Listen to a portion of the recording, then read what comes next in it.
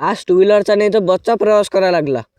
तर काय म्हणतो मी फोटो तर लय दिवस झाले आपले ब्लॉगच निवड राहिले. त्याचं कारण म्हणजे मी गेलतो गाव हिंडाले. सोबतच माझ्या मावस भाऊ होता आणि आई पण होती. 1 घंट्यापासून बस स्टँडवर उभं होतो पण बसच निवड राहिली ती. मग भेटली आम्हाला ह्या दादाची गाडी. ह्या दादाच्या गाडीत बसून आम्ही फाट्यापर्यंत आलो. ह्या दादा जाणार होता कुऱ्याले आणि आम्हाला जात होतं तिवशाकडे. फाट्यावर आलो माहित पडलं का 2 मिनिटाच्या अगोदरच बस गेली. आता अजून अर्धा घंटा बसा लागते इथं. ते बसल्यावर अर्ध्या घंट्यात नाही पण 15 मिनिटात बस येऊन गेली. पण बसमध्ये चढून गेलो आणि सीटी आम्हाला एकदम मागचीच भेटली. त्यात माझ्या भाऊ मी दोघे जण खुश होतो कारण आम्ही 2-3 वर्षाच्या नंतर मामाच्या गावले चाललो होतो. हे बॅग भरली अडचण करत बसाले डायरेक्ट वरच दिल्ली टाकून येले. आता कसं दोघाही भावाले मस्त बसता येते शांततेत. माय भाऊ तर बसमध्ये बसल्यावरच झोपला होता कारण झोपच नाही झाली आमची. मस्त थंडी हवा येऊ राहिली तर मला पण झोप लागून गेली. बसनं 15 मिनिटात तर तिवशात आणून सोडलं आम्हाला.